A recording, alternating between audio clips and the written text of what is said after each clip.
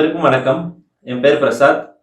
நான் 2023ல நடந்த சப் இன்ஸ்பெக்டர் எக்ஸாமில் ஸ்டேஷன் ஃபயர் ஆஃபீஸராக செலக்ட் ஆகியிருக்கேன்.